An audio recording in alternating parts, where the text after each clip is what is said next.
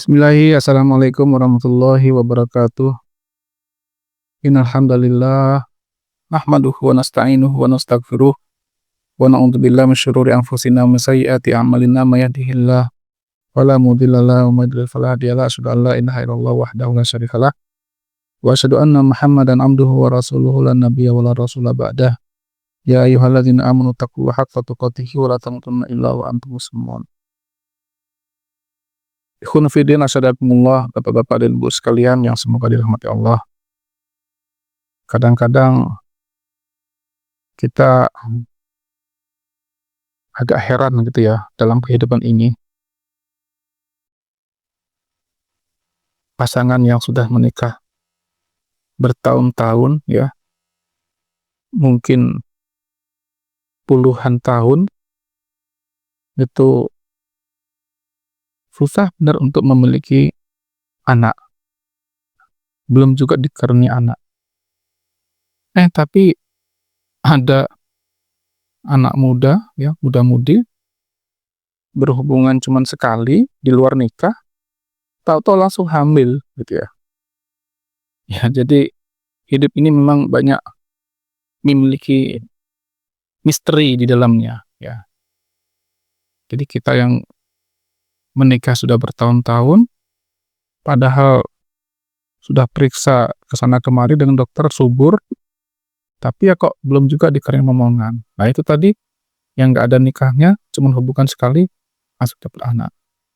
Artinya memang anak ini adalah hakikatnya memang pemberian Allah Subhanahu wa Ta'ala. Maka kalau bapak-bapak dan ibu-ibu mungkin sudah lama menikah, kok belum dikaruniai momongan, ya. Padahal setelah periksa kesana kemari sehat, ya, maka ya, mungkin kami akan memberikan beberapa tips ya untuk masalah ini ya.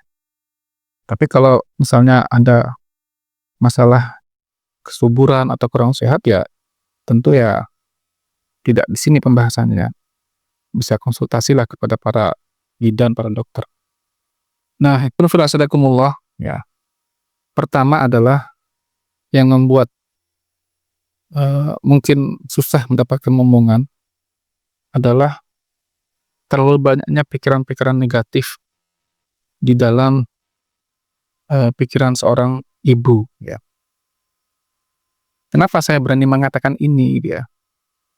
Karena ternyata pikiran-pikiran negatif yang terpendam di dalam benak seorang ibu ya, pikiran negatif ini banyak ya, mudah tersinggung ya kan, pemarah, pendendam ya, terlalu banyak memendam kekecewaan, nah, dan macam-macam itu ya, ternyata itu bisa mempengaruhi kesuburan ya,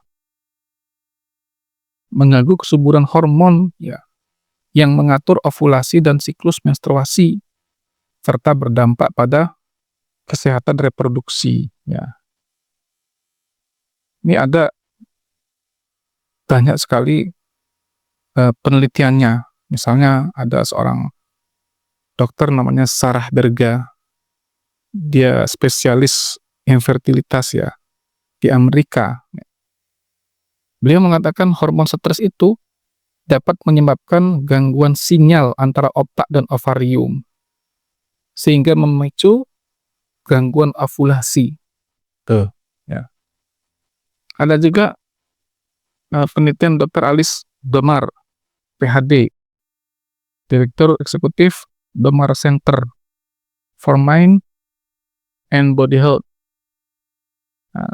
Beliau mengatakan wanita yang stres itu akan lebih jarang melakukan hubungan intim dengan pasangannya.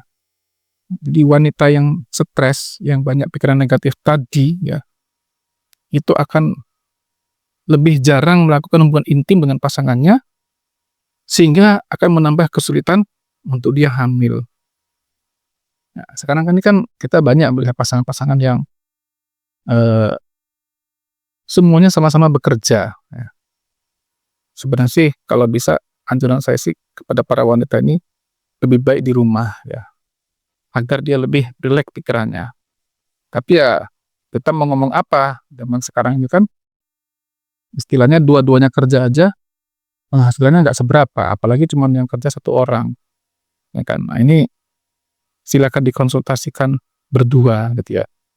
Nah, kan kalau perempuan juga itu bekerja, tentu stres dia itu kan akan semakin banyak, semakin besar, khususnya dalam pekerjaan dia, gitu kan. Ini jadi kalau ingin ya lebih subur ya, maka belajarlah untuk mengolah pikiran-pikiran negatif kita ini. Kita sudah bahas dalam video-video terdahulu ya tentang 3 tips hidup sehat ya kan, dengan pola pikir. Yang kedua, nah, kalau ingin mendapatkan momongan ya, tentu harus memulai hidup sehat ya. Karena cara hidup-hidup yang tidak sehat ini juga mempengaruhi kesuburan ya. Terlalu banyak gula ya kan, terlalu sering mengkonsumsi goreng-gorengan, ya, tepung-tepungan itu tidak sehat gitu ya. Mari dari sekarang ibu-ibu coba latihan minum rimpang-rimpangan itu loh. Ya, misalnya seperti jahe, ketumbar, kapulaga, kayu manis, cengkeh, madu itu kalau dicampur itu, ya, itu kata Dr. Syed Akbar adalah resep yang sangat bagus untuk detoks rahim. Ya, untuk detoks rahim, mengeluarkan racun-racun dalam rahim, ya kan. Beliau juga pernah cerita tentang seorang ibu yang ingin memulai hidup sehat dengan rajin mengkonsumsi air degan, ya, karena dia ada sakit gitu loh. Ternyata Masya Allah yang terjadi penyakitnya sembuh dan ibu ini malah hamil. Nah, jadi ibu ini penyakitan dan lama nggak punya anak. Ternyata akhirnya pas sakitnya sembuh, kemudian dia bisa hamil.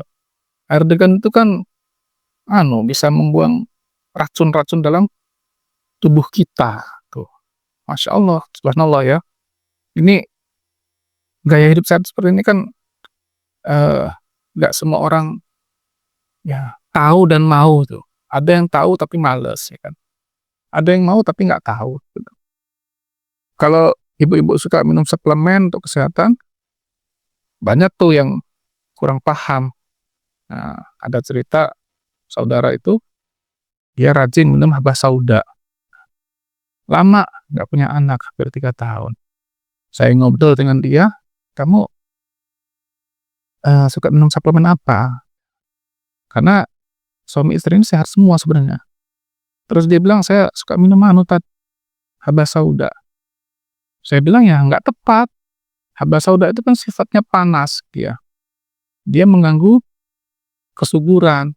Sifatnya tuh kayak duren tuh. Kayak nanas gitu loh. Coba berhentiin. Kalau pengen menjaga kebugaran, minum madu aja lah gitu. Jangan habah sauda ya, kurang tepat kata saya. Akhirnya dia berhenti stop habah sauda dan alhamdulillah nggak lama langsung hamil. Ini kan Masya Allah gitu ya. Coba baca buku-buku tentang kesehatan, misalnya tentang sifat panas dan dingin itu. Ya, ada Ustaz Abdurrahman Dhani kan yang sangat bagus menguasai ilmu ini. Bukunya juga ada beliau. Yang ketiga, nah, kalau kita ingin mendapatkan momongan, jangan putus asa dan teruslah berdoa. Ya. Perbanyak amal soleh, perbanyak sedekah, perbanyak baca Quran, sholat malam. Ya. Teruslah berdoa kepada Allah Subhanahu wa Ta'ala. Bisa jadi Allah itu memang masih pengen mendengar perintihan kita, mendengar keluhan kita, melihat tetes air mata kita, ya kan? Yang memohon kepada Allah, ya kan? Baca doa-doa yang banyak dalam Quran itu loh, Pak, Bu. Misalnya surah Al-Imran ayat 38. Rabbi habli min ladunka dzurriyyatan thayyibah innaka sami'ud du'a. Wahai Tuhanku, berikanlah aku dari sisimu ini anak keturunan yang baik. Ya. Innaka sami'ud du'a, sesungguhnya engkau maha mendengar segala doa. Tuh, lantunkan terus. Atau doa di surah As-Saffat ayat 100. Rabbi habli minas solihin. Wahai Tuhanku, berikanlah aku keturunan anak-anak yang saleh, ya kan? Lantunkan terus. Kalau perlu tulis di kertas, tempel gede-gede di tembok kamar atau tembok ruang tamu, sehingga kita tuh walaupun nggak dalam keadaan sholat, kita lihat tulisan itu kan langsung berdoa, Rabbi habli minas solihin. Wahai Tuhanku, berikanlah aku anak yang saleh, ya. Bagi Allah tuh tidak ada yang tidak mungkin, ya kan? Kita pernah dengar toh kisah Nabi Zakaria alaihissalam yang konon itu 80 tahun menunggu istrinya supaya bisa punya anak, ya kan? Allah berfirman di surah Maryam dari ayat ketiga sampai ayat kelima, ya kan? Qala rabbi inni wahanal azmu minni washta'ala ra'su syaiba walam akun bidu'aika rabbi syakiya. Zakaria berkata, wahai Tuhanku, sesungguhnya tulangku ini sudah lemah semua. Kepalaku sudah penuh dengan uban. Dan aku tidak pernah kecewa dalam berdoa kepadamu, wahai Tuhanku. Tuh, gak pernah kecewa, Pak. Tetap menunggu jawaban, menunggu terkabulnya doa. Lalu beliau lanjutkan, wa inni khiftil mawaliya mi warai wa kanat imraati akhira fahabli min ladunka waliya. Sesungguhnya aku khawatir terhadap keluargaku ini sepeninggalku nanti. Sedangkan istriku adalah seorang yang mandul. Nah, sudah divonis mandul. Maka anugerahkanlah aku seorang anak dari sisimu. Ini sudah divonis mandul. Kalau istri kita nggak mandul gimana? Ya berarti kan masih peluangnya besar gitu kan. Nah, semangat gitu loh. Yarisuni wa yarisu min ali Yaqub, ya kan? Waj'alhu rabbi radiyya. Yang semoga anak ini akan mewarisi aku dan mewarisi keluarga Yakub, secara jadikanlah dia, wahai Tuhanku, seorang yang diridhoi. Nah, Nabi Zakaria ini khawatir ya, kenabian ini putus kalau beliau meninggal dan tidak punya seorang anak. Ini pelajaran penting bagi kita semua untuk kita tetap optimis ya dalam doa kita kepada Allah Subhanahu wa taala, bahwa bagi Allah itu tidak ada yang tidak mungkin. Kalau Allah bilang kun, jadilah, fayakun, maka akan terjadilah. Barakallahu fikum. Mudah-mudahan sedikit bermanfaat, lebih kurang ya mohon maaf kalau ada kesalahan. Assalamualaikum warahmatullahi wabarakatuh.